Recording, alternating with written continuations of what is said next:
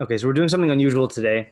We're not doing a pasuk in Mishlei, like one pasuk in Mishlei, um, for two reasons. One is I got a really bad sleep last night, and my mind is not up for doing this next pasuk. This next pasuk is kind of a doozy, so I want to save it till we can have more productive stuff. Second reason is that this is something I mentioned that I wanted to do for a while here. I think last time we had a shiur on Monday, we did the avil, and we had like a new definition of the avil. So my definitions of Mishleic personalities have been shifting. Okay, so specifically the Naar and the Ksil. Okay, those two have been shifting, and then the Veal also. And in my morning Mishlei Shiurim, we kind of went over some new ideas in the Naar and the Veal. Sorry, the Naar and the Ksil and the Pesi, and I kind of wanted to go over them here. And so what we're going to do is we're going to be using Rabbeinu Yonah. And Rabbeinu Yonah was the first Mishlei commentary that I ever used. And I remember Rabbi Moscow was telling me, Rabbeinu Yonah is like the psychologist of Mishlei, and this will really like show you why, because he really goes. I mean, it's we talk about psychology now a lot because like it's actually a field now, but you really like if there's a lot of psychological ideas in Torah, but you rarely see the Mefarshim talking about psychology in explicit terms because it just was not studied as a subject back then. Like it was mixed in with ethics and like some metaphysics and stuff. So you're gonna hear him talk about that. And like what I envision is like this. Let me actually share the whole screen because we're gonna have to toggle back and forth. What I envision is for each of these three terms, we're gonna try to get a translation, which will probably be very easy. Working definition, which would be like a one sentence or one phrase definition, and then we're gonna like take notes on characteristics that either Rabbeinu Yonah says or that we observe. Okay, that's like gonna be our goal here. And then what we're working with is Rabbeinu Yonah pretty much on two places on 1:4 and then on 122. Okay, those are the two places where he talked about it the most. But because we're not confined to a pasuk, I feel like this would also be a good session for us to like raise general questions about Mishlei that come up as a result of our talking about these personalities. So like I don't mind if we go afield from like these two goals. Okay, and it's going to be weird because we're going to be reading Rabbeinu Yonah. This is not going to be like a usual thing where we have one pasuk and like we're thinking about the pasuk and working it out together. This is going to be like us sitting in on shiur from Rabbeinu Yonah and then trying to figure out what he's going to say. So it might feel a little bit different for those of you who are used to the Mishlei format. Okay, ready? Any questions about what we're going to do? Okay, so our first pasuk really is in one of the mission statements of Mishlei. So actually, let's just quickly go to the actual pasukim here so you can see the mission statement. Hold on just 1 second here. Yeah, so Mishlei opens up with a mission statement that really is a 6 pasukim here, okay? Which we're not going to go to all of them. Mishlei Shlomo ben David Melech Yisrael, the Proverbs of Solomon, son of David, king of Israel. Ladas chachma u'moser lahavin imrei bina, to know wisdom and discipline, to understand statements of understanding. Lakachas musar haskel tzedek u'mishpat u'misharim, to take intelligent discipline, righteousness and justice and uprightness.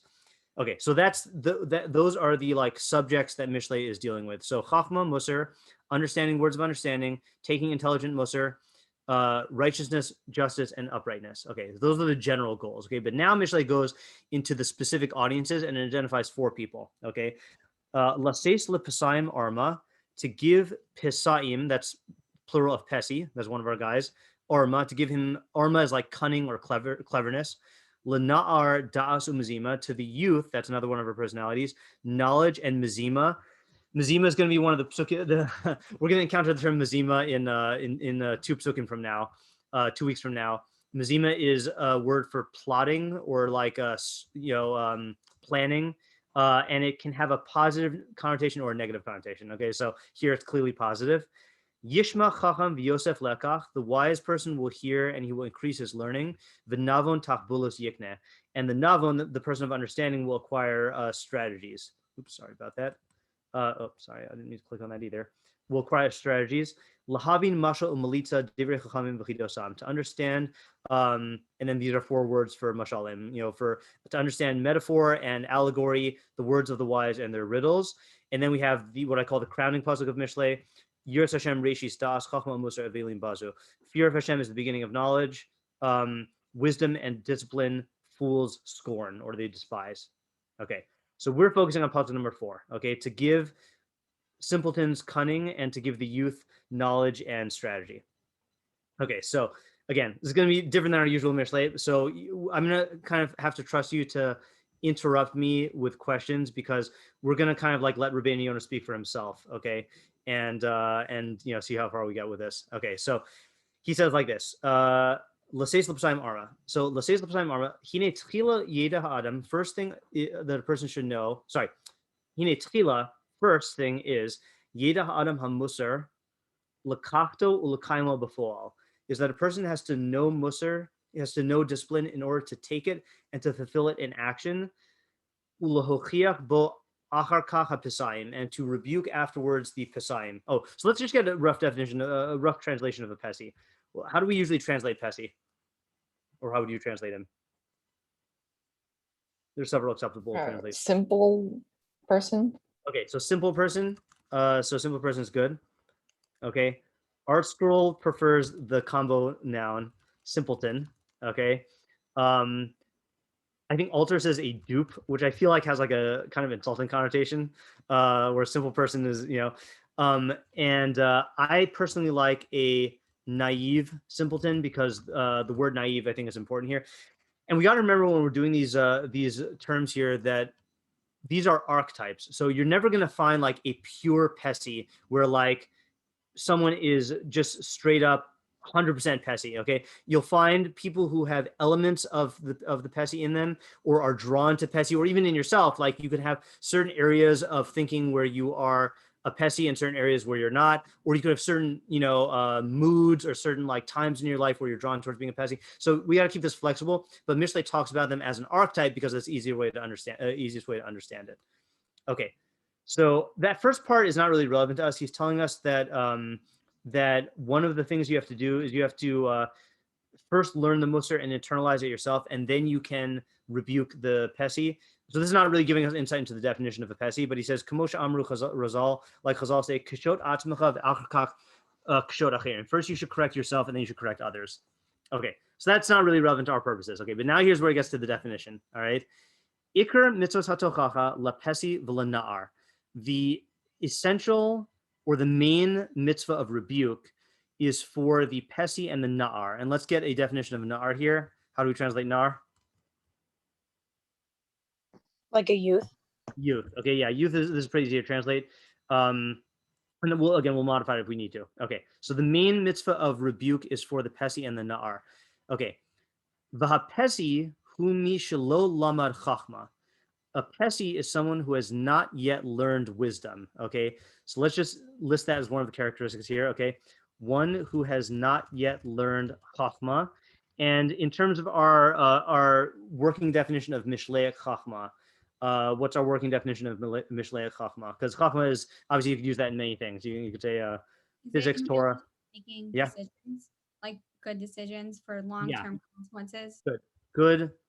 Decision making to bring about good long-term results and avoid bad long-term consequences. Okay, so the Pesi is someone who has not yet learned chachma.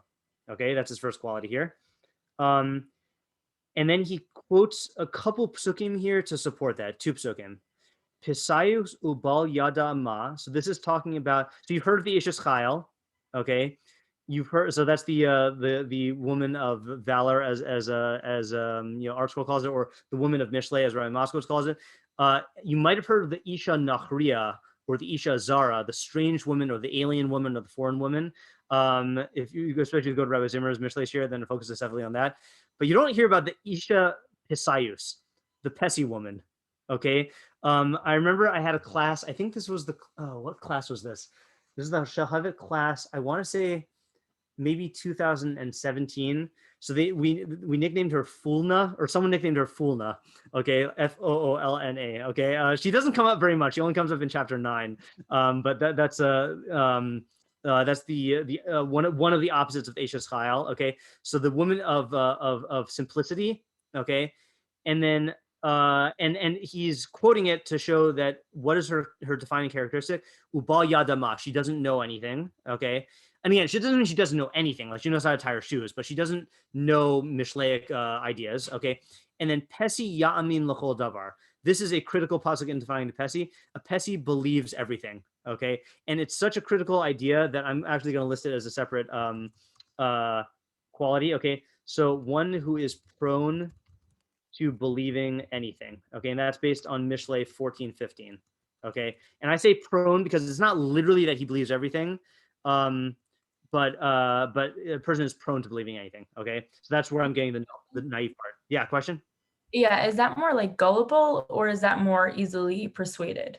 Yeah, so I like saying the word naive because to me gullible like brings to mind that you can easily trick him, and that's true. You can easily trick him, but that's not the essential quality. Like gullible, you think of someone who's always falling for pranks, you know. But like naive is just like a certain assumption of superficiality or simplicity about the world, and therefore it'd be easy to like manipulate or like maneuver, you know, his mind or emotions. Yeah. Okay. Yeah. Okay. So that is what Rabbeinu Yonah says so far. Okay. So now he's going to take a brief detour into talking about who Mishlei is for and who Mishlei is not for. And this is one of the reasons I wanted to do this, because I feel like this comes up a lot in our Mishlei shiur when we say like, oh, Mishlei can't be talking about so-and-so. And these are kind of like my premises here. So he quotes one pasuk for each personality. Okay. Vine kasuv, behold, is written, Al tochach leitz pen yisna'eka. Do not rebuke the scoffer lest he hate you. Okay. So Lates is a scoffer. Mishlei is not for him. If you're interested in about the Lates, we've been talking about that last like 2 weeks or 2 weeks. Yeah, over the maybe last week in last 2 weeks in our morning Mishlei series. You can listen to those. Second one, im tiktosh et ha'evil v'gomer. Okay, so this is a good one. I'm not going to bring up the whole pasuk. It says if you crush, you know, mortar and pestle, the stuff that you like make crushed spices or like guacamole with. So if you crush an evil with a mortar and pestle, you will not crush the foolishness out of him. Okay, so that's also implying that like you can't cure him. Okay. Ba'ozne Ksil auto daber. So the last half of that pasuk is Ba'ozne Ksil auto daber pen tavuz l'seichel milacha. Do not speak into the ears of a Ksil, lest he mock the intelligence of your words. Okay, and then it says umochiach l'rasha mumo, one who rebukes an evil person, that's his blemish. Meaning, if you rebuke the evil person, then that reflects an imperfection on your part. Okay, so he's saying basically there are 4 people who you should not rebuke. Okay, the lates, the evil, the Ksil, and the rasha. All right. Now, it does not mean that it can't be helped. We're going to see a little bit that there might be ways to help them, but you should not rebuke them. Okay. So far he said. So he was saying 2 things here. Okay, is that the mitzvah of rebuke is for the Pesi and the Naar. And by the way, when he says rebuke and he says the mitzvah, he doesn't mean like halachic rebuke. He means like Mishleic, you know, like teaching. Okay, so it's for the Pesi and the Naar, and then these 4 guys then don't try rebuke. Are we holding questions or? Yeah, sure. Yeah. You can ask questions as we go because. Okay, so yeah. It's each of those ways he described rebuke was slightly different. So right. Are we differentiating between different types of rebuke matching up to different types of people, or are we just saying rebuke for any of these 4? He's learning this in a generic way of saying rebuke for all 4 of them, but the nature of the resistance will be different. So, and in order to really figure that out, and the reason why I'm saying this, by the way, is that it's true that in these psukim it uses different expressions. I assume Zach, you meant like rebuke and then like crushing with a mortar, you know, like speaking in the ear. Yeah, right. So it does use different things here, but there are enough psukim that use interchangeable things that also say don't rebuke them. Like, for example, we had on the Shabbaton, we had don't answer a fool in accordance with his foolishness, which was also a type of rebuke, you know. Or we had, I'm trying to think, we had other ones I'm wondering if it could be just like a negative format of like the 4 sons at Seder, you know, it's like, here's how you speak to certain types of people and here's how you don't speak to certain types of people. Right. Meaning there's another way to speak to them that might work. Definitely, I think if we learn each of these psukim inside, then we would learn specific ways not to speak to them. But we will find that on the whole, trying to give them Mishleic ideas is not good, but there are like some inroads that you can make. So I guess the Rabbeinu Yonah is saying that it's general, and you're correct, Zach, that you'll get nuances if you learn each of these inside to see like what exactly doesn't work with each of these. But he's using them generally right now. Okay. And then this is a proof that he's using it generally. He says, Amru Zal, Chazal say, Kashem shemitzvah al adam lomar davar hanishma, kain mitzvah shelo lomar davar she'ino nishma. Okay, this is a good thing to remember. This is basically the guiding principle. If you ever have a question, very common question in when I teach Parshas Kedoshim in high school, which has the mitzvah of rebuke, and we go over the halachos, like very common question high schoolers ask is like, I have a friend who like, blah blah blah, like should I say something or should I not say something? That's like all the practical questions are of that nature. This is the guideline, which doesn't actually make things easier. Just as it is a mitzvah to say something that will be listened to, so too it's a mitzvah to not say something that will not be listened to. Okay, and if you had to guess why it's, I understand you're not going to accomplish anything if you say something that's not going to be listened to, but why express it as it's a mitzvah to not say something that will not be listened to? We're speculating. Isn't there an avera to put like a stumbling block in front of somebody? Oh, that's interesting. Yeah. So there's an avera to put a stumbling block in front of somebody. That has to do with giving them bad advice or in assisting them to do an avera. So are you? I guess my suggestion is that to ignore like rebuke that's correct could be worse than just doing what you're doing without like full awareness. Yeah. And so if they're gonna do it anyway, then you're just making what they're doing worse. Okay, that's good. So we actually have a halachic principle like that it says mutav shiyu shogin v'ayu mizidin. Better that they should sin unintentionally than to sin intentionally. And if you like highlight that what they're doing is wrong, then they're going to sin intentionally. Okay, so that's true. Then I have another proof for you in the halachos of kibud av ve'em, okay, of honoring your parents. Hold on. Is it in the next chapter? Just one second here. Oh yeah, here we go. So this is one that they don't that they don't tell the kids. Okay, and whenever I teach this in high school, then there's always someone who gets very mad. Okay, at their parents. So he goes through all the mitzvahs of kibud av ve'em, of honoring your parents and revering your parents. Okay, and then he says like this: Afal pi shepakach nitzavinu, even though we are commanded in honoring our parents, asur la'adam lahachbid ulo al banav. It is forbidden for a person to make the yoke heavy upon his children, uladaktik bichvodo imahen, and to be demanding about his own respect with them, meaning to basically like be nitpicky about them respecting you.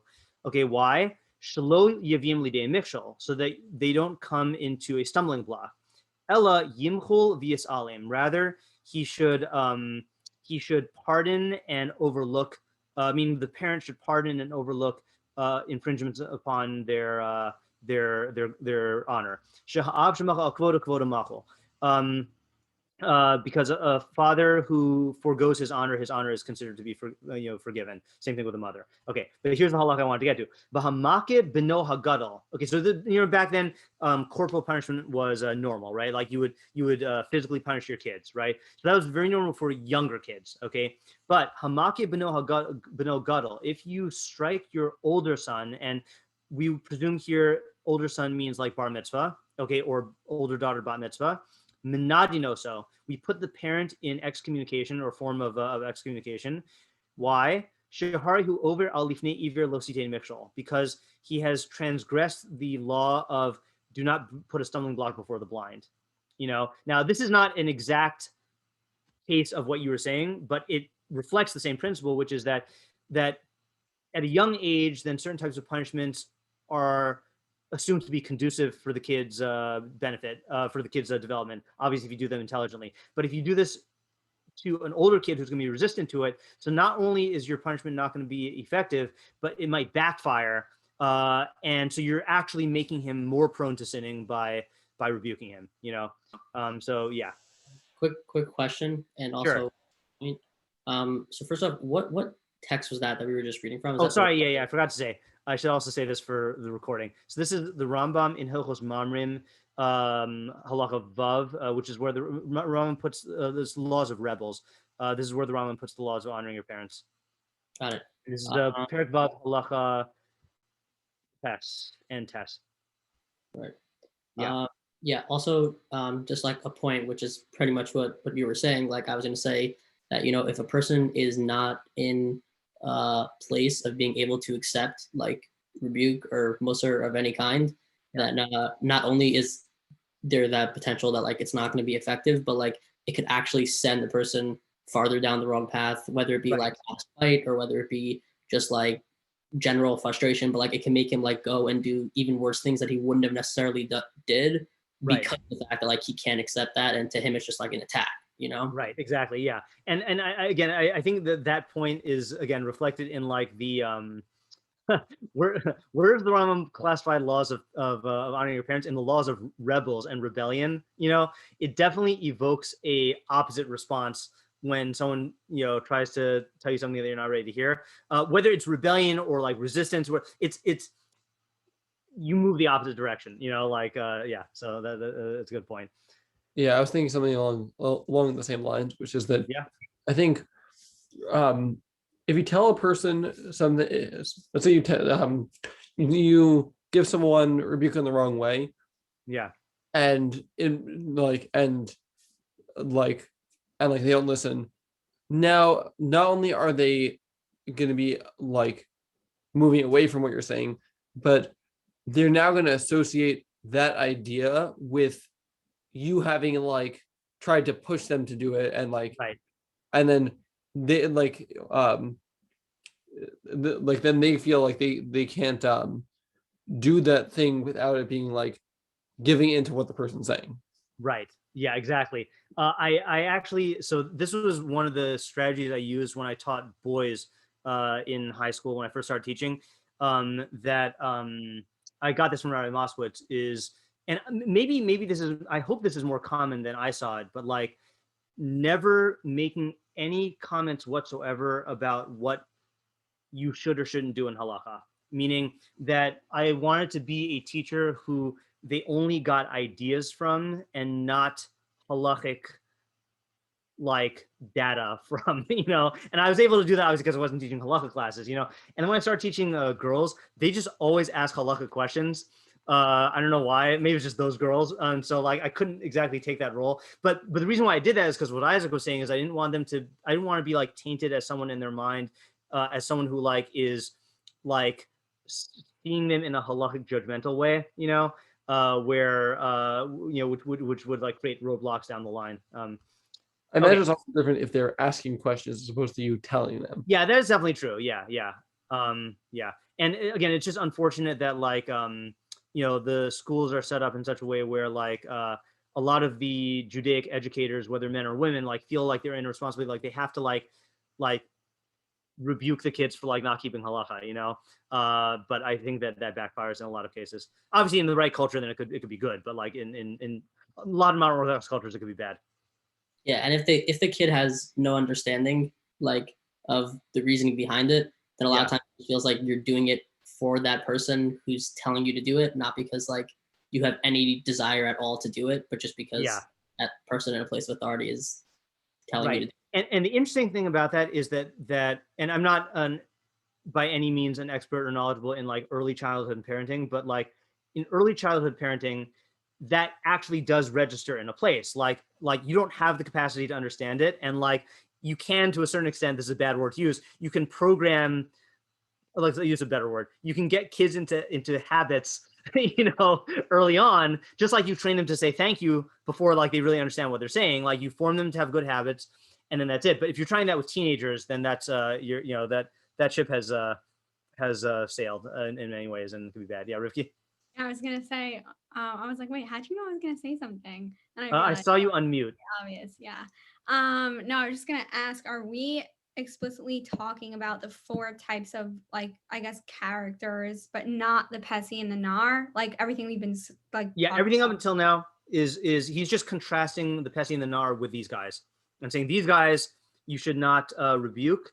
And he's backing it up by saying that it's a mitzvah to not rebuke them because they're not going to listen. But now he's going to go back to the Pesi and the Naar and teach us about them. So let's now get back to the Pesi and the Naar. I mean, this is important. Okay. Oh, sorry. No, first he goes on to the Ksil a little bit more. Okay. Al kain, ein lahochiach ha-Ksil. Therefore, one should not rebuke the Ksil. Now, Footnote 4 directs us to pasuk 122, okay, which is later on in the chapter. But that's where we have the one sentence definition of the Ksil. And I feel like we should actually go there first, even though the Rabbeinu Yonah says it second. Okay. I feel like I read this in the shiur recently. Maybe I read it in the morning shiur. I don't know. So one sentence here. Okay. Haksilim. So this is the trouble. Okay. Ksil we just translate as the fool. But because the word Ksil and Evil both translate as fool, I would like to have like a term to add to this in order to update our translation. Okay. So if anyone thinks of a good one as we learn about him, then let me know. Okay. So here's what he says. Him bale hapuulos haraos. Okay. They are literally masters of bad actions. Okay. Which I don't think it means that they're really good at doing bad actions, but it means that they are characterized by their bad actions. Just like you say, Baal Lashon Hara is someone who is characterized by Lashon Hara. They are characterized by their bad actions, or they are habitual bad action doers. Ovrim averos, and they transgress, they violate transgressions. Lemalos mishalos einehem, to fulfill what their eyes desire. Beinyane hanaasam v'ta'anugehem, in regards to their enjoyment and pleasures. So let me just write that in English here. Okay, so they are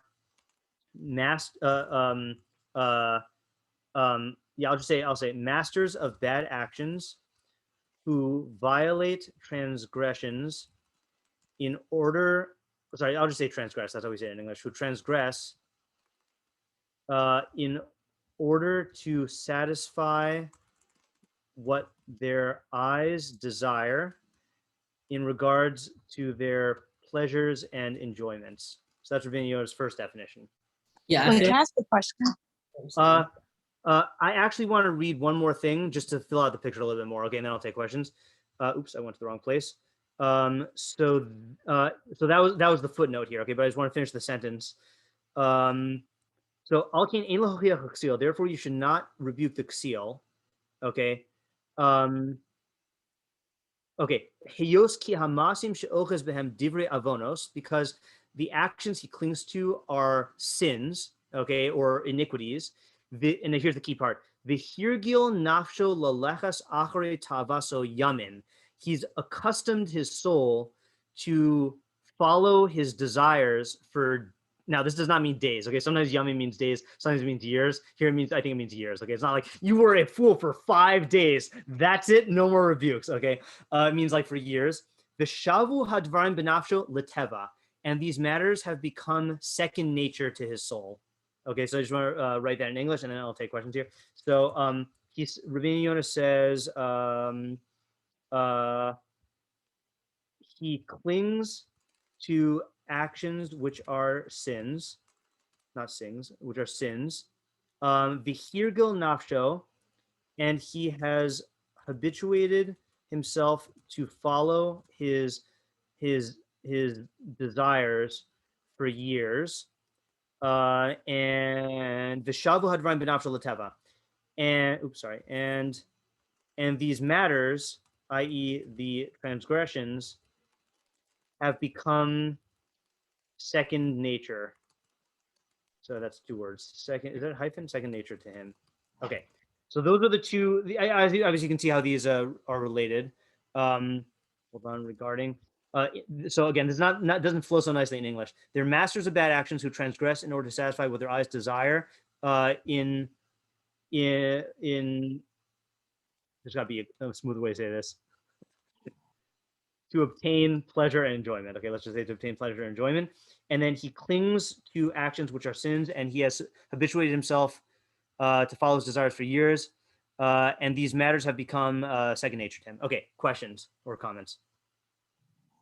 Yeah, this is like a fundamental question that I guess I should have asked when we first started learning Mishlei, but because we just read the we just read the definition. I'm sure we missed a lot of those questions. Okay, fine. So we said like they violate Averis in order to fulfill their desires, right? So like, and that's seeming to be like a very negative thing. So I'm assuming that Mishlei is all these categories are talking about people that are actively practicing religious Judaism. We would agree with that. So this is a good question. So Sadigon is kind of our framework for learning Mishlei. That's like my framework and how I taught you. And in Sadigon's introduction, he makes it more about decision making than about halacha. Okay, so that's Sadigon. And then you have people like Rashi who learn Mishlei to be specifically about keeping mitzvos. Okay, and Chazal definitely advocated this approach.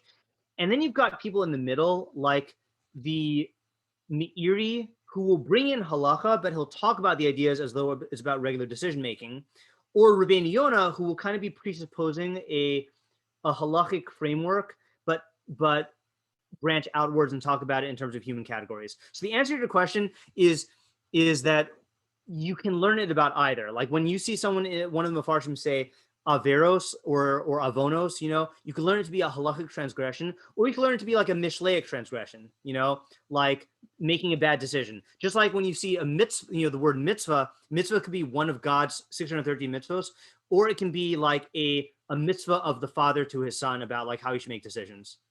I found that the best way to do Mishlei is like keep your mind open to not being confined by halacha, but halacha happens to be, a very like handy outline for what constitutes bad decisions and good decisions. And like there are lots of examples within halacha. And since we are religious Jews, then like we can easily like, we can more easily like adapt Mishleic ideas to like our practice of halacha if we like, treat avera as like talking about averos. So like don't confine it to that, but feel free to like presuppose that. Wait, can I ask? Yeah. I wanted to just make sure that answered Sarah's question. No, it did. So I'm just thinking like in practical terms, because I've seen like, I don't know, things online where like people are learning, like non-Jewish people are learning Proverbs. And I'm like, oh, I guess they could like relate to it, Yeah, definitely. Yeah. I forgot if I show you the article in, I can't find it anymore, but there's an article my dad sent me. My dad used to work in the prison system. And he sent me this article about this ex-mafioso who was in prison for a long time, and like he said, his favorite book in the Bible to learn was Proverbs, because he saw all of the pasukim about the Russia and the fool, and like he saw that from his own life, and he said the rest of it was just like very practical, and like he just benefited from it. And yeah, it's not necessary, not necessarily about you can find very few pasukim in Mishlei about chukim. Okay, like there are a couple about korbanos, but most of them are about mishpatim, which really relate to non-Jews also. And I want to point out one more thing also before whoever else had a question has the question. In last week's parsha, we did Kedoshim Tihiu, which says that according to the Ramban, you should go beyond the halacha, and there are many things that the Torah doesn't prohibit, but are still that are still against the Torah's values. Like the examples that the Ramban says is like, a person, or at least according to him, a person could be, in a state of drunkenness all day, and that would not be violating any specific isser. Or let's say a person could have like, permitted sexual intercourse with, with his wife, and as long as it's permitted, he could indulge and then, or eat or indulge in like kosher food, and not violate any technical isser, or like use certain types of bad language without violating any technical isser. But that doesn't mean that you're in line with Torah, So like there are plenty of things that are not technical transgressions, but are also against Torah that would fit into Mishlei's categories. Okay, what's the other question or questions I heard? I was just gonna say something on what Sarah was saying. You might have answered already, but because I remember I don't know when you said this, but you said at one point that Shlomo wrote Mishlei in order for like the Jewish people to be able to unlock the Torah more, or like to understand the Torah more. Yeah, right. So then, would you say that like, don't you think that gives us more of like a reason to try to look at Mishlei? Obviously, I think we should be looking at it in terms of decision making, but do you think that we should be inclined more to look at it in terms of like Torah decision making, and like, because if that's what he wrote it for, like. Right. Well, that's Chazal's theory about why he wrote it. And obviously Chazal like are approaching it in a legitimate way, but it's not the only way to look at it. Like I said, like many times, like for a good example is the Meiri. So one of the nice things the Meiri does for us is he labels the types of lessons we learn from Mishlei. So he'll say, He'ara b'mitzvos. This is a lesson in giving you insight into mitzvos. But then he'll also say, He'ara hamonis. It's an everyday lesson. Or He'ara, what's another term? Medinis. It's a lesson for interacting with people, And he'll like label them. And he's very comfortable going beyond the realm of halacha, And he also even says in his introduction, he says, the purpose of Mishlei is to teach you all types of perfection, So according to that, it sounds like he's learning Chazal as this might be why Shlomo wrote it, because it was the greatest need. But once he was writing it, he wrote it for like much more than that, you know? Oh, Shameless? Yeah. Can I offer a term for the Ksil? Yes, please do. And are you looking for a term to preface the full, or just any? So I'm looking for two things. I'm looking for a translation that would differentiate Ksil from the veal, like just like, you know, we could translate it, and then a one sentence definition or one phrase definition. So can I call the Ksil a professional idiot? So I'll tell you why I don't like that. I like the professional thing because I assume you're getting professional because he's done this for a long time. Yeah. You know, I don't like idiot because the connotation of idiot in English is lacking intelligence. And the Ksil, we haven't, I don't think we've done something about the Ksil, but the Ksil can have a very high IQ. And really his type of foolishness, from what we've seen in the Rabbeinu Yonah, has nothing to do with his actual intelligence. It has everything to do with his relationship to pleasure. That's why I don't like idiot. So a professional fool. Professional fool. Okay. So I like the word professional. I'll put the word professional in here. Okay. And if we can get fool more specific, then I would still like that. Yeah. Well, this is buffoon, but I guess it's closer to an idiot. Yeah, buffoon. Yeah, buffoon is like even like you think of a bumbling around like clown or something like that. You know, not quite. Would you call it possibly like a functional addict? Yeah. Okay, that's much closer. So what I was going to suggest is a veteran pleasure addict. Okay. And I say veteran as opposed to professional because professional also implies skill. This is not necessarily skill. It just means you've been doing it for a very long time, you know, or if you don't like veteran, because I don't want to like give bad connotation to veterans, long-term pleasure addict. Okay. Seasoned pleasure addict. Seasoned is good. Yeah. Seasoned is good. Yeah. Seasoned pleasure addict. Yeah, that's good. I like that. Okay. Any other comments or questions here before we go on? Okay, so let's read on. Now he's going to tell us why we should not rebuke Ksil. He says, okay, the Naar, and it also says, Gam atem tuchlun lahetiv limudei harea. Okay, so this is a famous pasuk. I didn't realize this, so I looked up the first half. So the full pasuk says, is in Yirmiyahu 13:23. Okay, Hayahafok kushi oro v'namer chavarburosav gam atem tuklu lahetiv limudei harea. So can a Cushite change his skin? Can a leopard change his spots? Can those who have trained themselves to do evil improve? So it's talking about a certain point of those who have like practiced. It's funny because it does use the word professional there almost. Those who have like trained themselves to do evil. Can they change? You know, so he's like, it's a rhetorical question. Obviously he's saying he can't change. Okay. So now he's going to differentiate it from another person. Okay. So he says like this, mi she'yechata b'mikra, someone who sins, and again, you gotta remember that the word hate here is loosely translated to sin, but it really means to miss a target. In fact, this morning we had, wait, did we have that this morning? Yeah, we had that word this morning, that it's used to like, to miss a target, okay? So someone who unintentionally sins, and again, sins can mean halakhic sin or making a mistake, b'mikra, coincidentally or by happenstance, behits gaber hayetzer alav, when his inclination overpowers him, okay? And this is an amazing subtlety here. Af al pi shehu mezid, even though it is intentional. Okay, now you might, what question would you ask on Rabbeinu Yonah here? I'll read the sentence in Hebrew because those who know the Hebrew will get it. Ach mi sheyechata b'mikra behis gaber hayetzer alav, af al pi shehu mezid. He just said that it was by happenstance. He just said it's by happenstance, and now he's saying it's intentional. Okay, right? So how can you say it's by happenstance and it's intentional? I guess framework. Would you elaborate? You could have a framework that leads you to, let's say, a incorrect conclusion. Yeah. And therefore you can call the framework an intentional framework. And then in the action that follows that framework can be intentional also. So you could have, to change it, you could have a framework that leads you to the correct conclusion, and in the moment intentionally do something incorrect. And you would be doing it by happenstance and intentionally, because it doesn't quite fit the framework that you're choosing to. Okay, can you just concretize what you're saying in an example? Just make up an example. I just want to have a work with here. Okay, so let's say I think speeding is a bad idea. Right. So in my mind, I'm like, speeding jeopardizes lives. Right. So I'm not going to speed. But then in the moment, I see the light turning yellow and I'm like, whoop, and I step on the gas because I want to make it and I don't want to miss wherever I'm going. Right. So my framework is not creating intentional speeding. My framework is creating this mindset of not to speed. Right. But in the moment, I did choose to step on the gas. Right. Like I knew what I was doing. I see that. Okay. Yeah, that makes sense. Okay, that's good. So I had a similar explanation, but I don't know if it is the same or if it's slightly different. So you'll tell me. Anyone else have a way to reconcile these two? Yeah, I was gonna say I have something that's like way less nuanced and very simple.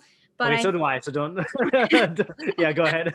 No, but I think that once it became like that way of thinking or acting, whatever, became habitualized, that like whether you realize it or not, that you're probably going to act in that manner in most situations. So even if let me pause right here. Okay. He's not talking about the person who has a habit. So he's contrasting this with the fool who has a habit. So he's saying can you just explain the context? So he says, so the fool is the one who has habituated himself to follow his desires for a long time, and it's become second nature. He says, however, okay, that's the contrast word. Someone who sins, unintentionally by happenstance when his inclination overpowers him. Alpha pishu mezid, even though it is intentional. Roy lahochicho. Let me finish reading this. Actually, this will make it even clearer for you, Rivki. Ki achre shelo hirgil nafsho b'chet hahu. Since he is not accustomed his soul in this, v'lo hismid bo, and he has not done this perpetually, v'lo nitzmad elav, and he has not become attached to it. Yitachen sheyishma l'kol hatochacha. It is possible for him to hear the words of rebuke. In fact, you know what? Since that was a long sentence, I actually just want to. I'm just gonna type this translation so we could see the Hebrew and the English at the same time. Okay, because that was a long sentence. Okay, so let me just try that one more time. Sorry for this. So he says like this. However, one who unintentionally sins by happenstance when his inclination overpowers him, even though it is intentional, it is proper to rebuke him, because since he hasn't habituated his soul in this sin, and he hasn't persisted in it, and he hasn't become attached to it, it is possible that he will listen to the voice of rebuke. And I just realized that's not the end of the sentence. It's possible to listen to the voice of rebuke. Oh yeah, that is the end of the sentence. Okay, yeah, fine. Yeah, all right. We might as well just read the last part of this. V'gam zeh bichlal ha-pesi. This too is included in the Pesi, Pesi, which the sages explain as one who is seduced, okay, by his inclination. Okay, so this is in contrast to the Ksil. Okay, Rick, you see how the... Would you say that it's about knowledge or like ignorance of, because that's only, now I'm just thinking about the Pesi, but what's the first part's talking about the Ksil, and the second part, it's also relating it to the Pesi? So the Ksil, first he says the Ksil you should not rebuke, okay, because it's become second nature. In fact, I'm just going to have the full picture. Therefore, one should not rebuke the Ksil, since his actions that he clings to are matters of iniquity, and he has accustomed his soul to follow his desire for many years, and these matters have become second nature to him. So he's contrasting the Ksil and the Pesi here. So he's saying that the Ksil you should not rebuke because of those reasons. The Pesi, though, who was just overcome by his yetzer, his inclination, and has not been accustomed to this for many days, you can rebuke him. Can we say that the Pesi could become Let me just give my simplistic example just to see if this is different than what Zach is saying. So I think that this is just a very simple example. Okay, this is a guy, and maybe this is what Zach is saying. This is a person who knows that, like, let's say the person is like I don't know, like on a diet, and he knows he shouldn't eat a dozen donuts. Okay, and then he sees like, oh, someone gives him a dozen donuts for free, so he just tries to resist it, and he's like, I know I shouldn't do this, and then just eats the dozen donuts. You know, like. So he knows he shouldn't do it. He's doing it intentionally. Like, it's not like, whoops, I didn't realize that was a donut, you know, or it's also not like, whoops, I didn't realize that eating a dozen donuts is bad for you. So he's doing it intentionally, but he's just a victim of his inclination, you know? But again, this is only if he has not become habituated in it. Let's say that every Monday, like at the office, they bring in a dozen donuts and he whoopses on the donuts every Monday. At what point, there's a certain point at which you say, okay, man, like, you're not just doing this, you're not just overpowered in the moment. Like, don't pretend that you're a victim of passion when it happens every Monday at 5 o'clock, you know, like it's, you know, or don't pretend you're a victim of passion if you're doing it for years, you know, like, even if like you have been doing it for years, at that point it's become second nature. So what's the cutoff point? I don't know, but that's how he's differentiating between the Pesi and the Ksil. So I think it's very similar. There might be one distinction or aspect that I would want to flesh out. Nice. Yeah. And that would be, in your example, what is the part that is unintentional? The part that's unintentional is that he is not in the moment able to control his actions. Okay, so I think for me, I just am drawing a different distinction between intentional and unintentional. Meaning the analogy lines up. It's just like I'm going more into the framework of his mind to say what's intentional and what isn't. Sure. Oh, sorry, hold on. I just thought of an easy way to say it, and this might help separate the contrast. I was going with the meaning of missing the target. Meaning he had a target. He was like, I'm not going to eat donuts today, and then he misses it. Like, you know. And I'm saying that the cause of that is the fact that his inclination overpowered him. Okay, I like that, and that actually lines up exactly now with how I was going to frame it. Meaning it's having the original target, and that's the framework that I was right. That was what you meant by the framework of intentionality. Yeah, exactly. Yeah. Okay. Good. All right. Okay.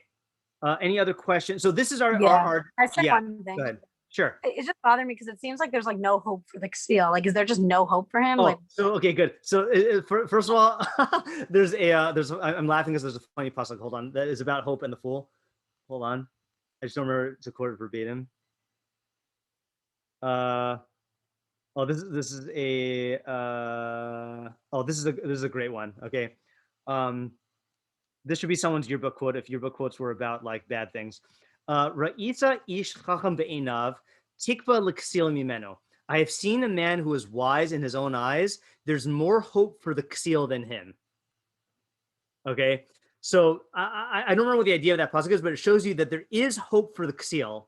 Okay, but if you are someone who's wise in your own eyes, then there's no hope. Or there's less hope than there's for the Ksil, okay? And Rabbeinu Yonah is going to talk about, hold on.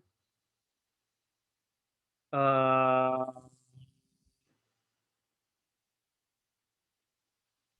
of curiosity, you know just 1 second here. Oh, you know what? I didn't scan all of the Rabbeinu Yonah. We may have to make recourse. So there is, Sarah, there is a pasuk where the Rabbeinu Yonah talks about why there is hope for the Ksil. Like, there's one hope. I'll just summarize it outside right now, which is that, in case we don't get to it tonight, is that if the Ksil is put into a situation where he sees that the consequences of his actions and that it's harmful for him, then he might change on his own. But if you frame it to him as advice or rebuke, then that shuts him off, you know? So like, that's what you would call learning the hard way. So sometimes you can learn the hard way, or hitting rock bottom, where he just is confronted with the undeniable fact that, like, my bad decisions resulted in this, so that's like his only hope, but there's no hope in rebuking him. That's the thing. It's like you can't like tell him about it. Yeah, Zach, what were you gonna say? That's like that what we were learning last week with I forget what was the term. Yes, with the Avil, correct, right? Is that the tzaddik will find a way to like allow the Avil to like get the message without knowing that it came from the tzaddik, or get the benefit. Yeah. So yeah, I guess I was just curious, and I don't know if this is too far off topic, but so that wise in one's own eyes, I thought was interesting. It reminded me of like the concepts of like humility, and like Moshe, who was like the most humble person, was also obviously very wise, and humility was not him being unaware of his knowledge and greatness, but rather a different element. So I'm just curious how a line like that plays into the idea of self-awareness versus humility versus maybe something else. Like what are the ingredients and mechanics of that? I think it's a good question. I think for our purposes, then I think it will take us a little bit too far afield, because that's really getting into haughtiness, which interestingly enough is not in a defining quality of any of these people. So let's save that. Right. So I guess just to like definitely put this on the side, but I'm just curious, is that the defining point that would need to be explored as haughtiness? Is that what is undermining that person, or is it a different thing that would need to be explored? Not sure. I actually haven't learned a pasuk about someone who's wise in his own eyes in a while. I was guessing that it would stem from haughtiness, but I'm not really sure. Because for example, there's a pasuk that says also that the lazy person is wiser in his own eyes than 7 advisors. And like that would seem to be. I don't think the lazy person like walks around thinking he's a know-it-all, but it's like wise in his eyes in some other sense. So I'm not quite sure about that. Yes. Yes. I have a question on the definition we came up with for Ksil. Yeah. Isn't an Avil also kind of like a pleasure addict? So this is why I was so excited about last week's idea, because last week's idea is when I first realized that the Avil has a dimension of ego that the Ksil seems to not have in the same way. I don't know what the difference is yet. But yeah, I think we need to go into what the Avil is a little bit more. But that's the direction in which this is shifting. Is I used to think that the Ksil was the one who had the bigger ego problem, and that the Avil was the pure pleasure seeker. And now I'm realizing that it's like slightly different. That the Avil is defined by his. And it's funny. It's maybe this is wherein it lies. Is that the Avil? That's his primary fault. Maybe is his ego, and the fact that he doesn't want to be subordinate to anything that requires, like he doesn't want to be subordinate to Chachma and Musar because that requires him submitting to something. Right. The Ksil's problem might just be the attachment to the pleasure. Right. Like his default is just like pleasure seeking. Yeah, and that will have the effect of like taking him away from Musar and Chachma, but the essential fault is not in the ego. That like the ego is like gets like dragged along with it, the like essential fault for him is in the desires. To like accepting Chachma or whatever. It's just that like he's a fool and like he doesn't know, and so like his default is the easy thing, which a lot of times is just. You're talking about the Pesi now? No, the Ksil. No, the Ksil has gone way beyond that point. The Ksil has been doing this for many years, so like in other words, he's not even at the Pesi is in conflict. See, this is another critical point. Okay, that I'm glad we're going into this more. The fact that the Pesi is in this framework of intentionality, where he's trying to do the right thing, and he's missing the target because he gets overwhelmed by his inclination. He is in conflict. Right? He wants to do the right thing, but he's overpowered. The Ksil is no longer in conflict. It's a habit now. He's been doing it for many years.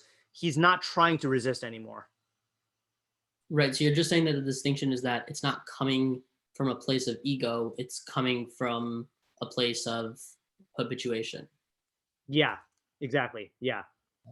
Now, I assume you could have a model of the psyche in which habit is tied to ego, but I'm just not seeing that from Rabbeinu Yonah right now. Okay. Cool. Yeah. Can I ask one more quick question? Sure. So would a Ksil eventually like earn a tinok shenishva status, or just like it's their fault completely, like everything that they do? Okay, so it's a good question. So just to clarify the terms for those who aren't familiar, tinok shenishba is a halakhic term, means a baby that was kidnapped. A tinok shenishba in Rabbeinu Goyim, a Jewish baby that was kidnapped by the non-Jews. He's basically raised non-Jewish. So the halacha is that his actions are considered like beyond his control, and then once he even if he finds out that he's Jewish, then like his actions are still considered to be coerced or beyond his control, because he just was raised his whole life not knowing that he was Jewish. Obviously, he's still obligated to keep halacha, but we basically like treat him in an extremely lenient way. So Sarah's question, if I get this right, is the Ksil has got to the point where he has made these transgressions into such a habit that he no longer is in conflict. And you're asking if that is anything to do with the similarity to the tinok shenishba? Yeah. Yeah. Answer is no. It's in fact, it's the exact opposite, because he went into it with full awareness and repeatedly made these decisions and then crafted his personality to such where he can't break out of it anymore. So it's the opposite. Tinok shenishba is someone who never had the free will, so to speak, because they just never knew that it was wrong. This is someone who did exercise free will. And I want to say free will, I don't mean on the abstract philosophical level. I mean that they know that this thing is wrong, whether from upbringing or consequences or whatever. And they were the proof is that they were in conflict about it. And they give in again and again and again and again and again, and then like they eventually like lost the ability to pull out. And when I say lost, again, it's not that he's hopeless. He can get out. It's just that he can't get out through rebuke anymore. He's gonna have to hit rock bottom, or he's gonna have to get the consequences. Get jolted out of it. Or like there are cases where like let's say like someone is a Ksil when it comes to money. So let's say then the stock market crashes and they become poor, and they just lose the ability to partake of that pleasure, that might break him out of it. That's not hitting rock bottom in the sense that it was due to any fault of his own. It could be due to circumstances, that he just doesn't have that anymore, Yeah. Well, based on that, like in what context is he a fool? Like it's like he knows what he's doing, and like he knows that it's bad, and he's in conflict about doing it. So it's more just like remember that Mishleic, the thing that makes him a fool is the decisions that he makes. He habitually makes decisions that bring about destructive consequences and withhold benefits. So it's a fool in the sense. Again, this is another reason why I didn't like the idiot translation is that the foolishness has nothing to do with intelligence. It has everything to do with, are you making decisions that are bad for you in the long run, or decisions that are good for you in the long run? Got it. Yeah.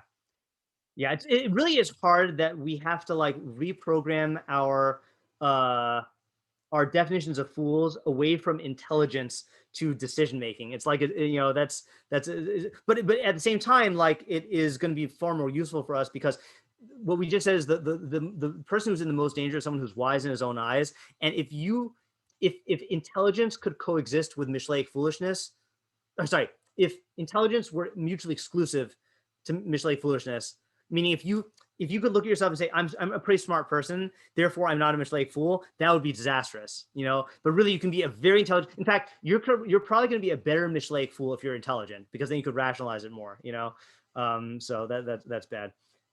Okay, so now let's go back to this youth. Okay, now Rabbeinu Yonah explains to us the difference between the youth and the Pesi and the Ksil. Okay, and again, it's a very, very beautiful explanation here. The reason why we are warned or admonished to rebuke the youth, even though he is accustomed to sin for many days. Okay, so there we see. So this is the big thing that was a wake-up call for me. So the youth has been accustomed to sin for many years. Okay, and again, I think days means years here. It doesn't make sense to say days. Okay, or many moons, as like the phrase goes. So he has been accustomed to sin for many days. So the reason why we rebuke him is because he's under the dominion, literally the hand of the Father, to discipline him and to punish him. Okay, So he is under the dominion of his father, which again, you can say that this is in Mishlei, when it says father, it always means three possible things. So father either means like biological father, non-biological father, or teacher. Okay, those are the three like definitions of father in Mishlei. Miri says that.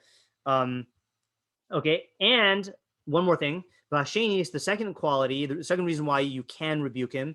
Mivnei sheyesh tikva, there is hope. Sheyimshul batavaso v'yeshana es tivo.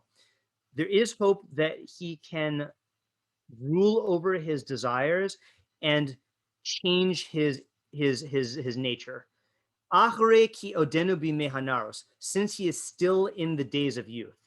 Okay, so I'm going to write that here also. There is hope that there's still hope that he can rule over his desires and change his nature because he is still young. Okay. The Ksil, as it is written, Ivelis Kishura B'lev Naar, Shevet Musar Yachikenu Mimeno. So that's a beautiful proof, by the way. Foolishness is tied up in the heart of the youth. That's the first quality, meaning that he has been accustomed to his sins for many days, and he is habituated in his desire, but the rod of Musar can break him from it, meaning that because he's still in a position where he could be punished and disciplined, and because he is still young, then there's still hope that he can change. So the way I'm seeing it is like this here, okay? You have the Pesi. So we haven't really delved into the Pesi so much yet, by the way, okay? Other than saying that he is seduced by his emotions, okay? But by inference here, okay, or by I guess by process of elimination here, the Pesi is the most fluid of all of them. Okay, he knows he tries to do the right thing. Okay, but he's overwhelmed by his emotions. But you could definitely rebuke him, and he listens to the rebuke. You could definitely punish him. He listens to the punishment. He could definitely change his character. So he's the most fluid. Okay, on the opposite end of the spectrum, you have the Ksil, who is habituated in following his desire and doing averos to fulfill his fantasies and pleasures, and has been doing it for so long that it's become second nature. And he's not under the dominion of anyone who is going to rebuke him. Okay. But then the youth is somewhere in the middle. He may have habitually been doing these actions. Okay. And he's and he may have developed these habits, but there's hope because there's someone who still has influence over him, whether it's a father or a teacher, and he's still young and he hasn't been accustomed to it for he hasn't made it second nature yet. He could still change his nature. Why should that make a difference? I think I heard Ariel first. Say it again, Ariel. That's you can let Tamar go first. It's all good. Okay, Tamar. Just like a factual question. Is the Naar is any young person a Naar, or is it like only a young person who's also making especially bad decisions or something like that? I used to, the way I had it on my Mishleic spectrum. Okay, let me just get my Mishleic spectrum out. So you'll see that this is the old model. Okay, the way I had it here on the Mishleic spectrum is the Naar is in the middle. Where's the Pesi? Oh, there we go. So the Pesi is further along to the left on the development to wickedness than the Naar. And the Naar, you see, where's the? Hold on a second. Where's the color code? Did I not put the color code in? No. Okay, hold on. All right, fine. Well, let's just stick here. So I had the Naar in the middle and the Pesi to the left. I think what I'd be tempted to do now actually is to switch the places. I'm not going to attempt to edit the PowerPoint here, but I'm gonna have to make a Mishlei Spectrum 2.0 here. But now, like, I'm realizing that the Naar, according to Rabbeinu Yonah, we're not going to go to all these things. We got to say some stuff for later on. The Naar is according to Rabbeinu Yonah, is a type of fool, whereas the Pesi, if anything, is like the more neutral one. And I think the Avil is actually to the left of the Ksil. Could I try defending your current spectrum? Sure.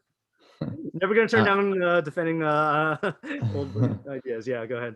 I mean, and possibly from Rabbeinu Yonah's point of view, I'm just sort of thinking aloud. It's not a concrete thought yet, but yeah, I wonder if we look at it in terms of goals and actions, you have the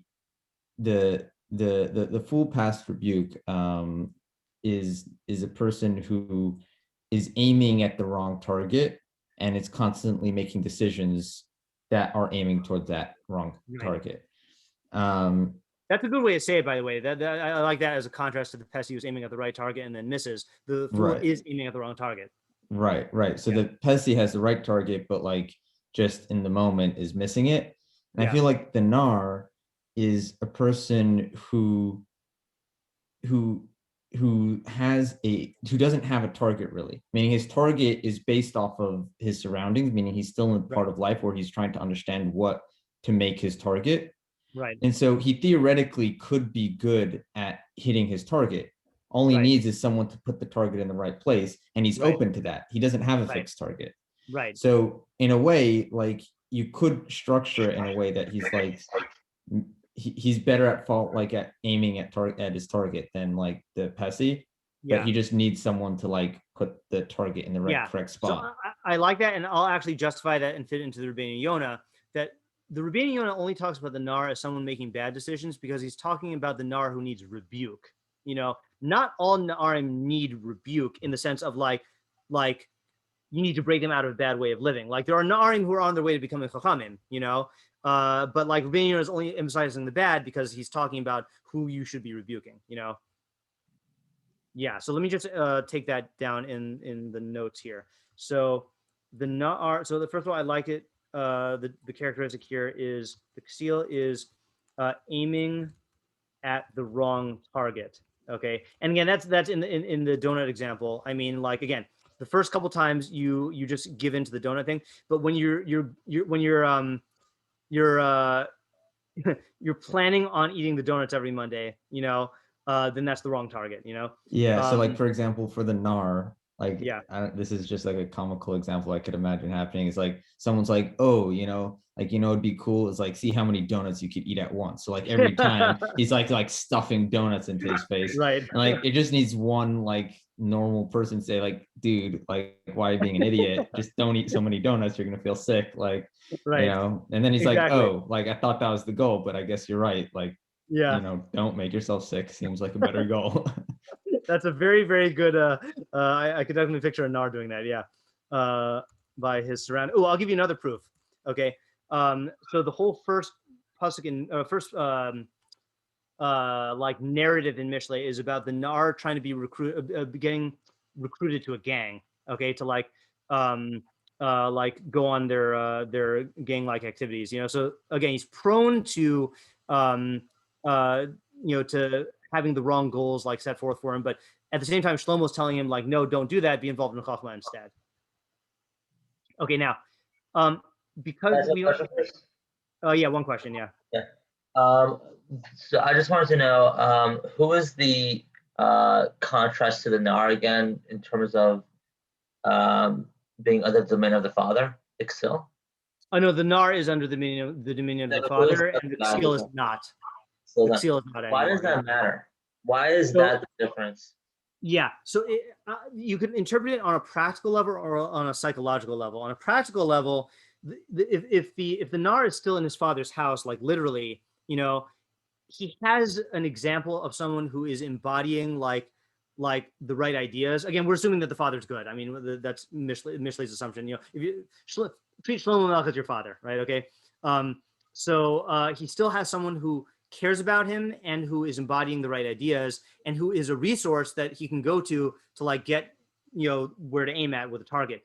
But the Ksil, let's say the Ksil is no longer living at home, he's living on his own, and he's just he just goes and on the way home from work, just now he can stop at Dunkin' Donuts on his own. He has the money to do that, and no one's going to stop him. So you could learn it like circumstantially, that's why it's different. Or you could learn it psychologically, that the Naar still has authority that he can be guided by, and that can like prevent him from fully indulging in those bad parts. whereas the Ksil has broken free from authority. I'm not sure which one the Rabbeinu Yonah means. Interesting, because if it's psychological, it would seem like that could be a way to break into the Ksil. And if that's what differentiates between the Naar and the Ksil. Yeah, but it sounds like Rabbeinu Yonah is saying that the Ksil is too far gone to the point where if you try to use authority, then he's going to shut down. Like I said before. I just don't remember where the Rabbeinu Yonah says that. In the interest of time, we haven't read his longer description of the Pesi, so I just want to read that longer description, and then we'll officially end, and we can continue discussing it. So his long description of the Pesi is in 122, which says, Ad masai pesaim te'avu Pesi.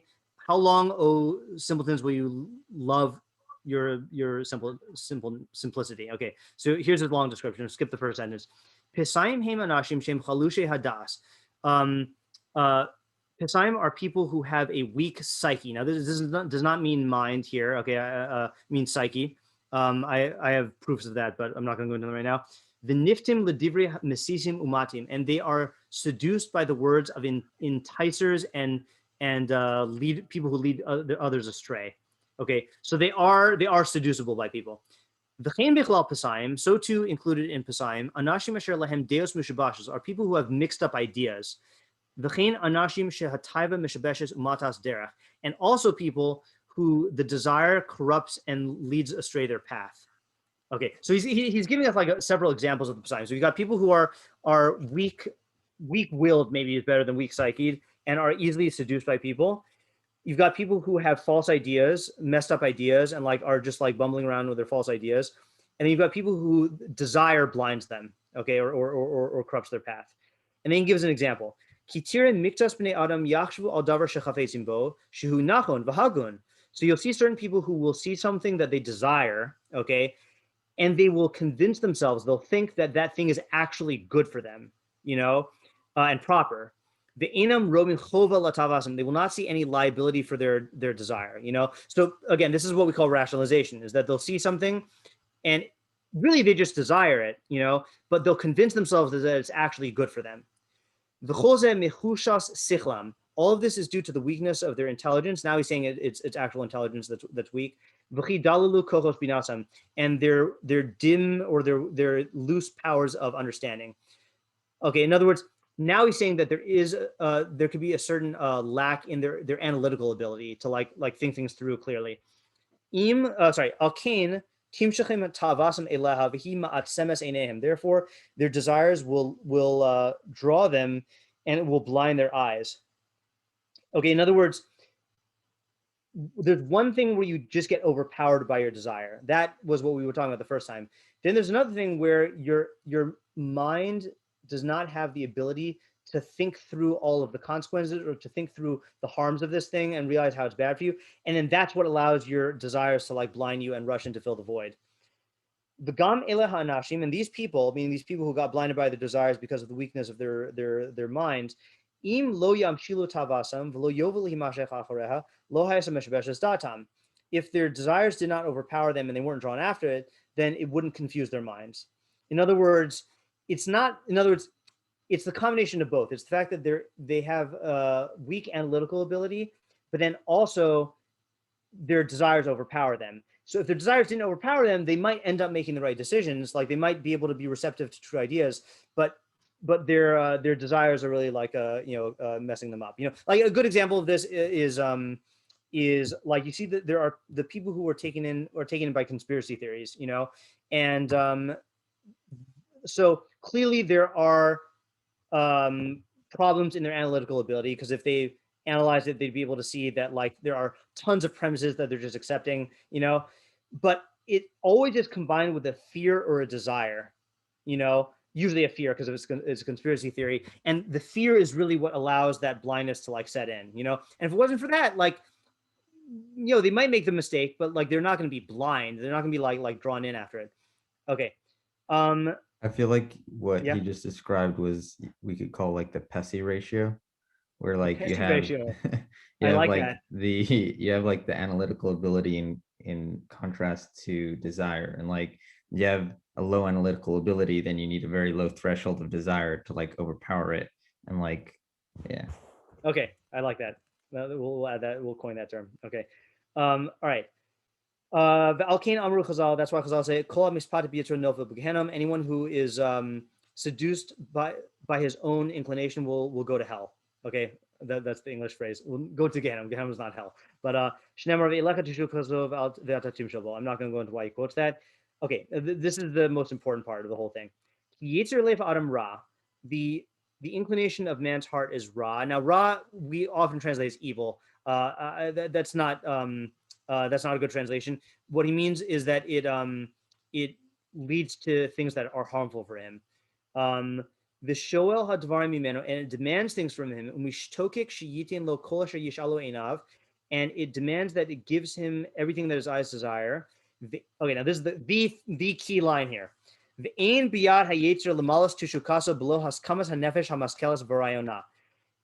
is not within the ability of the instincts to fulfill their desire without the consent of the rational soul and its thought, which means, I'll say that again. It is not within the ability of the instinct, of the inclinations to fulfill their desires without the consent of the rational soul and its thought. Meaning that whenever you give into a desire, there has to be some level of rationalization. You know, this is in the machlokas between Plato and Aristotle about like, can you know that something is harmful for you and then do it anyway? And what Rabbeinu Yonah is saying is no, meaning you can know in part that it is harmful for you, but when you give into it, there's a part of you that's saying no. In this case, it's not going to harm me, or like in this case, it'll work out good, or maybe it's not so bad. You know, there's a part of your mind that is being corrupted whenever you give into a desire that is detrimental to you. He's giving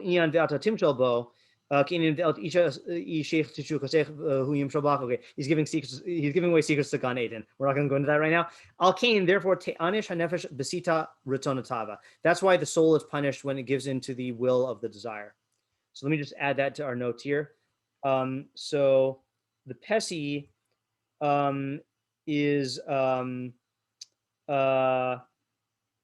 has a lack of analytical ability. Oh, you want actually put this in the same line because it's part of the same point here. Weak analytical ability, when combined with strong desire, will lead him astray. Okay, and also, it is impossible for one's inclination to satisfy its desires without the consent of the rational soul. Yeah, and again, this is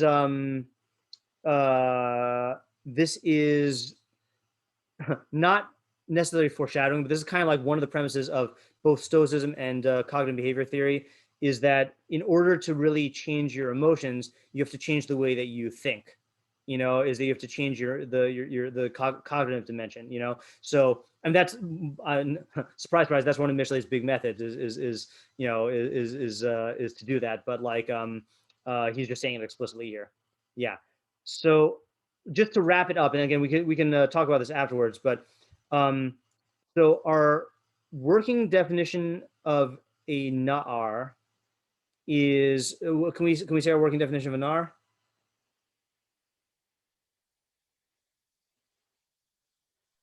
An individual who, actually, never mind. That was Pesi. I would say that it's someone who is still trying to understand what targets they're aiming for. Okay, so that's the quality that you listed, but which we'll add.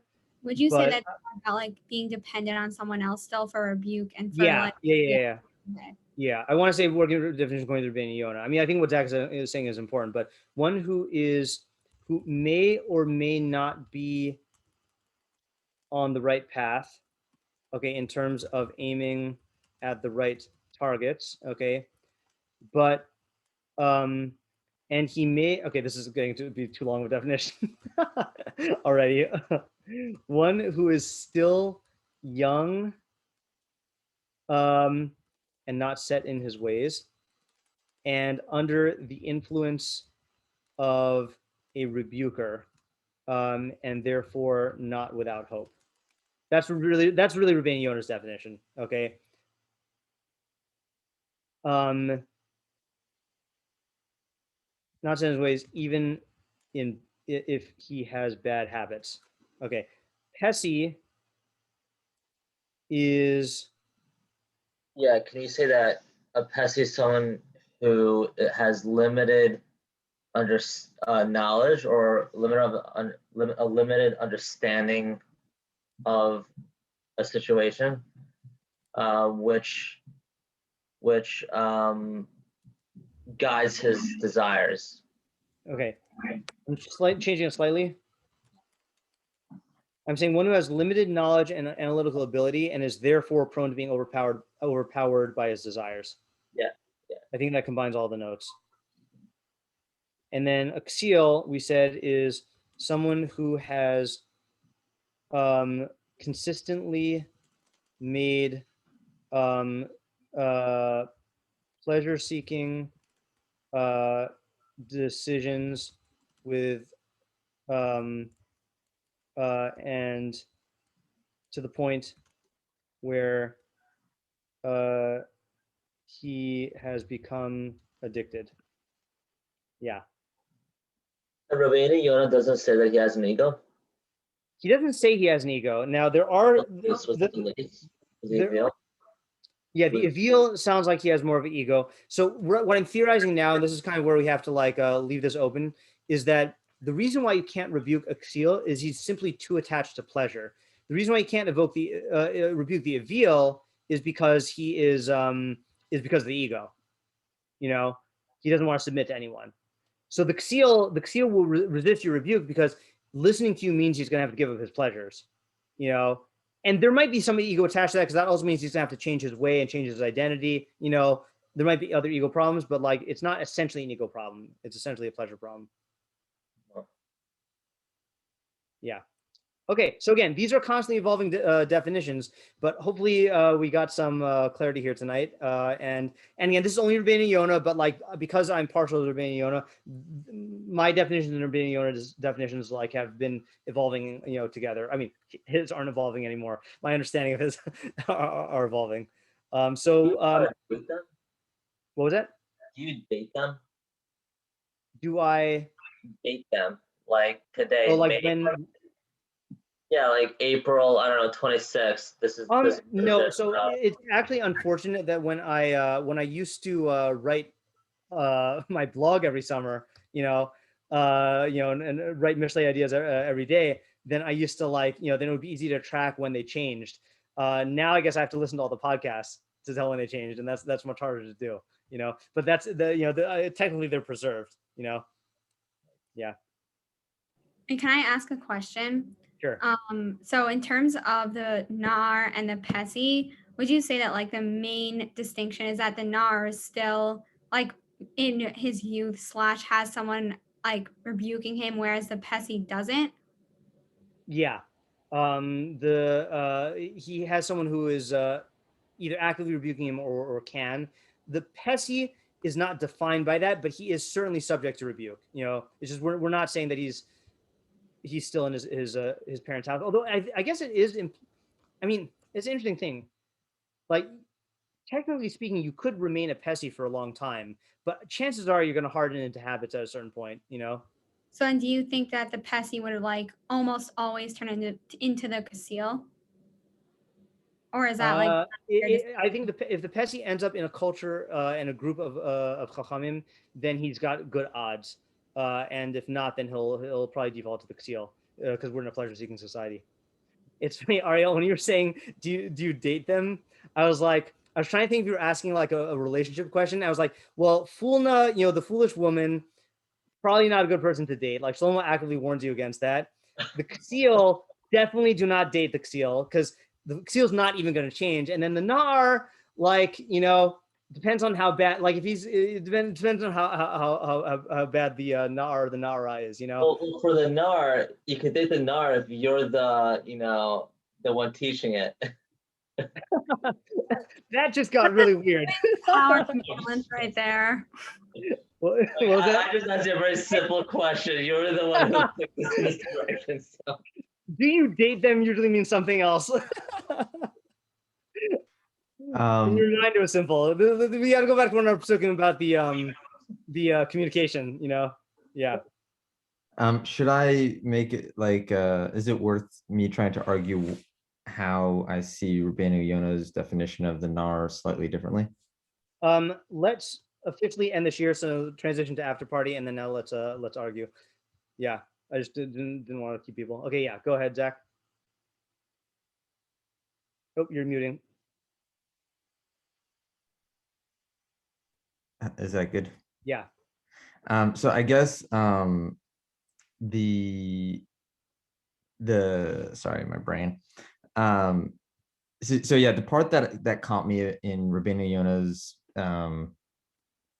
explanation of the Naar is that he says many years, and then he says in the domain of someone like of his father or someone who can rebuke him.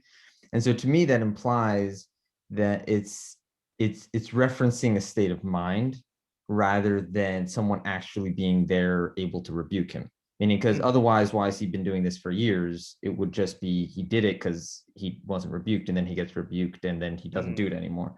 So I sort of feel like he's in a mindset of being in someone else's domain, meaning what is that he doesn't have his own independent understanding of what reality is, and he's still looking to others to understand reality. And that's what I am taking the implication of what Rabbeinu Yonah is saying of what a Naar is. He's like in that part of his life. Right. So I hear that reading of the Rabbeinu Yonah. I think the only thing that that leads me to say that that's not what Rabbeinu Yonah meant, and we can still accept it as an idea, but Rabbeinu Yonah says is shutachas yad ha'av liyasro ulahakoso, that he's under the ability of under the father's hand to discipline him and to strike him, like to hit him.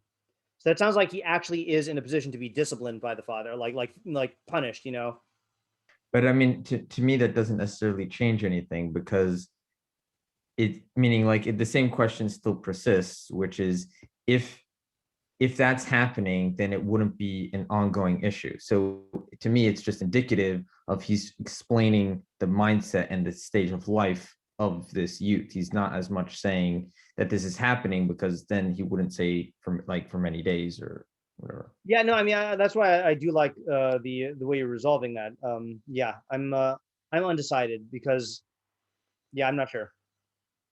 Yeah, I don't know. I think the other thing that's causing me to hesitate, and I know you can explain this also, is the fact that we call him a youth, which does imply that he's young. But you could say that, and I hear the idea also that you can be in that state when you're older also. But yeah, I don't know. Gotta think about it. You're on mute again.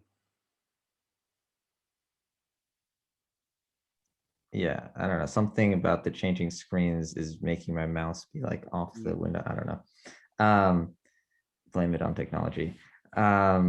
So yeah, I guess I wasn't so much suggesting that it's that it could be lengthened into age, although that might be a ramification or an outcome of what I'm suggesting. I was just suggesting of what the focus is of what Rabbeinu Yonah is saying. It could be literal that's is only occurring in his youth. But I think he was just focusing on the aspect of like the framework of that child's or youth's mind. Yeah, I hear that. Yeah, I want to think about it some more. I also, one thing I did not do is, these are the sources I had at hand for Rabbeinu Yonah. I do now want to look my Rabbeinu Yonah. Okay, so speaking of plugs for Mishlei, so this is the Rabbeinu Yonah on Mishlei to get if you're going to buy one. It's Feldheim, and I got this a long time ago. I got this like 20 years ago, and I think it's still sold. So there's two things well, several things that are good about it. One is it has Rashi Mitzvahs David Mitzvahs Tzion. Second thing is it has Rabbeinu Yonah, that's the correct edition with like good footnotes and like good gearsos. But then the nice thing is it has an index of terms in the back where you could like look up Naar, and then it'll show you all the places where Shlomo talks about Naar and all the places where Rabbeinu Yonah talks about Naar. So what I need to do my homework is I need to look up and see if there are any other places where he spells out in clearer terms what the definitions of a Naar. Oh, and you can see there are only 6 psukim where he talks about a Naar. So all we got to do is like look at. Well, we probably looked at 2 of them already, or 1 of them. So we got. Oh, we did Chanukah Naar al Pidarko. That was what we did before Pesach. So I forgot what he said there. Yeah. All right. So we'll have to look at it and see if we get any more clues to resolve how this should go. Yep. I had a comment a really long time ago, and my brain is like really starting to slow down. So I'm like, should I even mention it? But I might as well, or else I feel like whatever, it's gonna bother me. Okay. So when we were talking about like lest he think that he's like wise in his own eyes, like when we were talking about that today, didn't we do that in accordance like with the Avil, like when we had the Mishlei Shabbaton? Like the second half. Yeah, we did say that. But that was a Ksil. That wasn't a Avil? Wasn't it a Ksil? I don't remember. I can look it up. Altan Ksil, I think is Altan Ksil Ki I Volto. trust you. Yeah, Altan Ksil Ki Volto. Pen Tisha Logamata. Yeah. So that is an interesting observation though, because it does imply that the Ksil, you could push him into the realm where he'll be wise in his own eyes, and then there's no hope at all. Yeah, because I feel like I was thinking of veal because it made more sense to me that would be the veal, just based on what we did last week. Right, but I guess he's always in danger of doing that, of becoming wise in his own eyes. Mm-hmm. And do you think that's less likely with like the Naar and the Pesi? Yeah, I think because the Naar and the Pesi know that they're not smart. I mean, they think. I mean, they might think that they're smart, but like they know that there are people who are more common than they are. But the Ksil and the Avil don't. Speaking of wise in one's own eyes, that thing you quoted gave me like a starting idea on it, which I thought was interesting. So like you said that a lazy person is wiser in his own eyes than like advisors. Yeah. So I was thinking like, what is it about a lazy person, and what is it about the phrase wise in one's own eyes? And I feel like it has to do with, I guess, like orientation of one's framework of knowledge and wisdom. And I guess wise in one's own eyes implies that he's not wise in other people's eyes. So like, how does someone become wise in their eyes if they're not wise in other people's eyes? And why would a lazy person consider himself wise? And I feel like it's setting up their view of reality to make themselves wise, meaning a lazy person is saying like, oh, everybody out there is so dumb because they're like chasing this and that and whatever, and I'm getting by in life sitting on my couch doing nothing, like I'm the real smart one. So like he has to go out of his way to like create a view of reality that puts him on top. Right. And so when you go through life with that approach, that you're creating your view of reality, that automatically means you're on the top of the hill as far as wisdom goes. That's, foolish in a whole nother level. That's a good shot. I like that. That's a good idea. Yep. All right. I think because do you have a question, Maya? I mean, yeah, but it's like a detailed, like nitpicking question on Zach's thing. So we could just not. Okay. I think because I got a bad sleep and I just ran out of the energy. I think I'm gonna call it early quits today. So let's stop here and we'll continue developing our definitions as we see more pasuk that have them. All right. See ya. Have a good night. Good night. Thank you. Thank you.